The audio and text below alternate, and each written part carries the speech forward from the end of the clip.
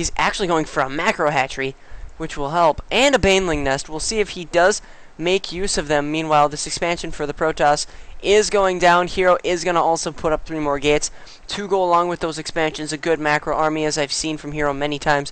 Now, these Zerglings, it'll be interesting to see what they plan on doing with a couple more upgrades on the way. Now, Hero is going to go for a Twilight Council and Thermal Lance. That's almost completed. And his Colossi actually made short work of some Zerglings that decided to come down and visit. Still one more Zergling. I do like how the Zerg opponent is creating some Zerglings simply for scouting, but more aggression on these workers by the Phoenix and just quickly destroy them. Now, the Infestors and Hydralisks are on their way, as well as some Zerglings. These Infestors can do some fungal growth on the units, and fungal growth is so effective. I've seen it in a couple of my matches. They have grown in popularity. Now, the Zergling army did poke a little bit at these rocks, but did not do too much. He did see them, and that cannon is able to barely get range on them. Now, this Colossus is on the way. Let's just take a look at the unit counting station. More Protoss workers, so that's going to be huge for economy, as well as a couple Colossi. Now, the thing to note is that there are a lot of Zerglings, but is he going to change it? Yes, he is. Sure enough, as soon as I say that, the Banelings are on their way. Now, I do believe that Baneling drops would be a highly effective solution, seeing as how he's got his Overlords waiting. But he's going to keep some of his Zerglings to be aggressive after the initial burst. He's got some more over there by an Overlord, so I do anticipate Baneling drops. Always exciting to see. Now, he is going to put cannons in his base to prevent the Baneling drops in the main, or so to expect. Now, he is also going for Blink. I don't see Blink as too big of a viable option due to the fact that his army is not too oriented around Stalkers. He mostly has High Templar as well as Colossi and a lot of Zealots. So Blink, not exactly something I would vie for unless you warped in many more Stalkers. Now, I do want to see how many. He does have a lot.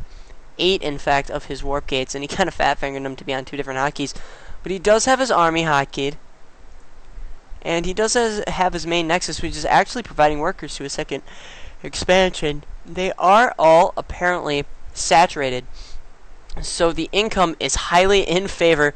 Actually, they're pretty even. Zerg is able to macro very well as create another hatchery. Now, the Zerglings have rushed in and will make short work of that cannon, but the Colossi are in. Force Field's coming down eventually. No, he will actually wait on those Force Fields and go for Guardian Shield. I do not know why, but those Baneling drops are coming, and they did do so much work to those guys. The workers were hit hard. He can move over and possibly take out this Overlord if he so chose. Now, the large Roach army that has been the transition at this point has begun, and he is going to morph some more Banelings to do some damage. Now, 11 Corruptors on the way to deal with those Colossi because they are so effective against the current army. Psystorm and Attack Level 2 is coming for Hero. He does make good use of those upgrades to make it a viable threat. Now, this army is pushing out. He is going for more Stalkers to make use of that Blink. Meanwhile, Missiles Level 1, and what else do we have? We also have Flyer Attacks Level 1 as well for those Corruptors to make short work of the Colossi that will be coming out shortly. Unfortunately, they are hidden at the moment. Now, there was a miniature aggression with those Zerglings, but they will not do very well against the 3 upgraded Colossi. Now, there is a pylon warping, and so you can expect a quick gold expansion to rival the gold expansion of the Korean Zerg. Some Zerglings are going to move forward a little bit. The army is so split for Zerg, it's very interesting to see what they will do. And there's a Blink to surround the Zerglings shortly, and they will eventually escape. But so much work done to them. Now, we are going to see some movement. So many Overlords I can't really exactly see, but based on the army, well, let's look at the unit size.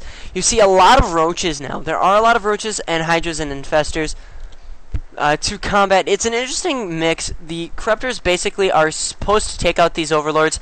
Meanwhile, the Infestors can fungal growth the smaller units as much as they want. Even if they fungal growth the Colossi, it could be effective. And he's not... Ooh, Psystorm's coming down, going to make work of those Roaches, as well as the Overseers. But the... Oh, wow, Force Fields aplenty and more Psystorms. However, the Colossi are destroyed, and a huge advantage right now is in the favor of the Korean Zerg. However, an Archon has warped in, and some of the Stalkers did blink away and are pursuing.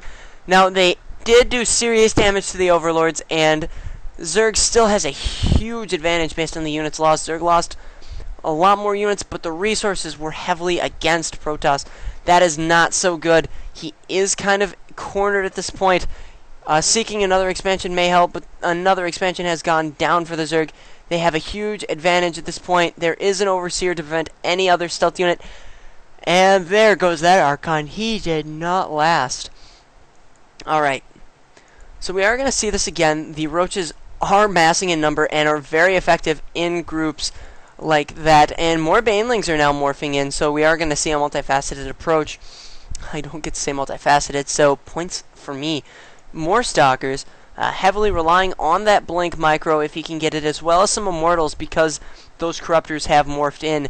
A very good strategy. I don't like how he's not using his Stargate at all, but he does need to quickly macro up and get some of those Gateway units out ASAP.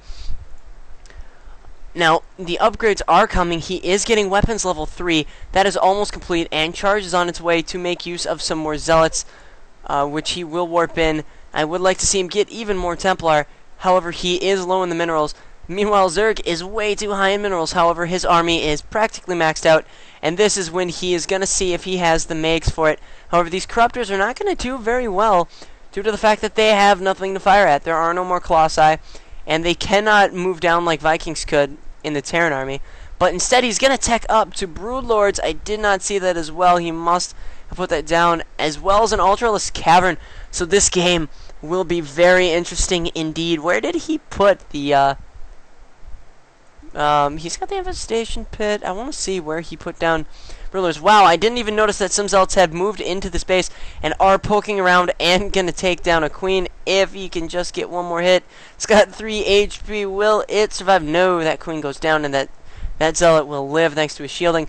But now here come the Roaches, and they are just going to destroy those Zealots. Not very much work. I don't think he lost a single drone. That is very unfortunate, but the army is now maxed with these Broodlords. Going to be very effective against this army.